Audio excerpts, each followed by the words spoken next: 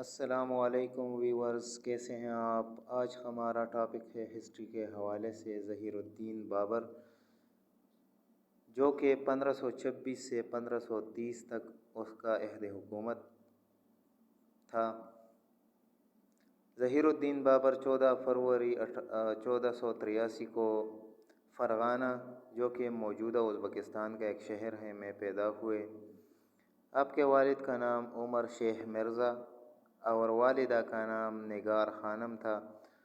بابر کا والد ترک تھا جبکہ والدہ منگول تھی، لیکن بابر ترک ہونے پر فخر کرتا تھا۔ اس کا ذکر اس نے اپنی ایک سوانح عمری تذکرہ بابری میں کیا تھا۔ جب بابر 12 سال کا ہوا تو اس کا والد 8 جون 1494 میں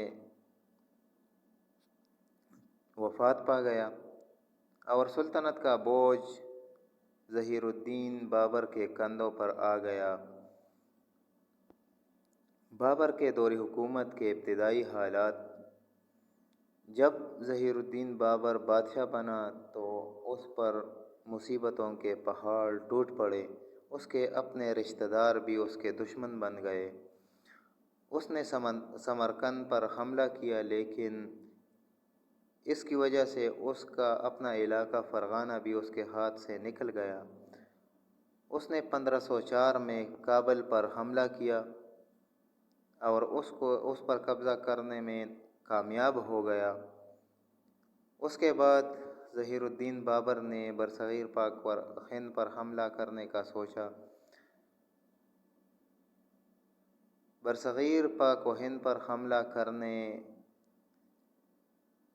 کی چند وجوہات تھی۔ نمبر 1، بابر کو دولت خان لودھی اور رانا سانگا کی طرف سے ہندوستان پر حملے کی دعوت دی گئی۔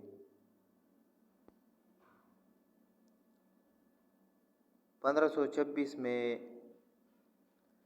پانی پت کے مقام پر ابراہیم لودھی اور بابر کا آمنا سامنا ہوا، جس میں بابر نے ابراہیم لودھی کو شکست دی۔ ابراہیم لودھی مارا گیا اور پانی پت ظہیر الدین بابر کے قبضے میں آ گیا۔ اس کے بعد 1527 کو کواہا کے مقام پر رانا سانگا کو شکست دے کر راجپوتوں کی طاقت کو کچلا۔ 1528 میں چندیری کو فتح کیا اور 1529 میں گاگرا کے مقام پر افغانوں کو شکست دی۔ برصغیر پاک و ہند پر حملے کی وجوہات: ظہیر الدین بابر کے ہندوستان پر حملے کی چند وجوہات تھیں، جن میں سے ایک مضبوط مرکزی حکومت کا فقدان تھا۔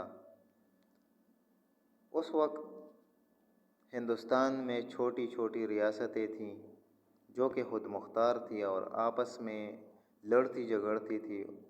مرکزی حکومت کمزور تھی۔ اس وجہ سے بابر کو ہندوستان پر حملہ کرنے کی سوجی۔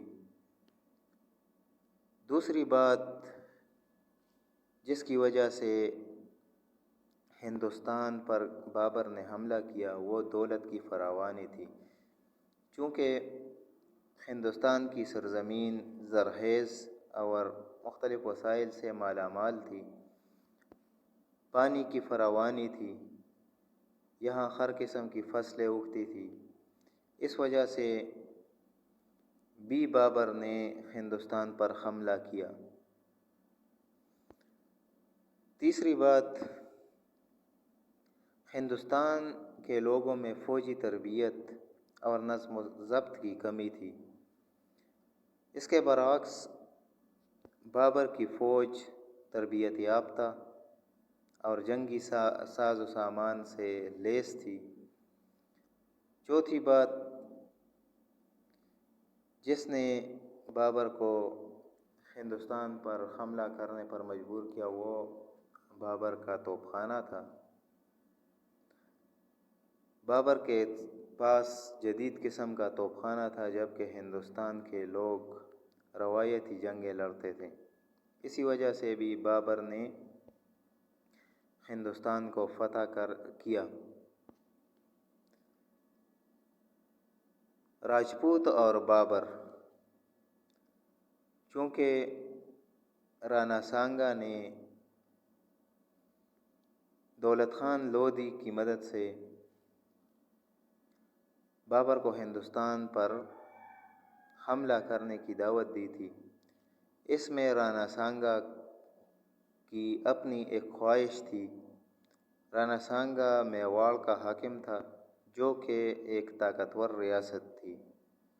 رانا سانگا کی خواہش تھی کہ وہ مغلوں کے ذریعے سے ابراہیم لودھی کو شکست دے کر خود ہندوستان پر حکومت کرے۔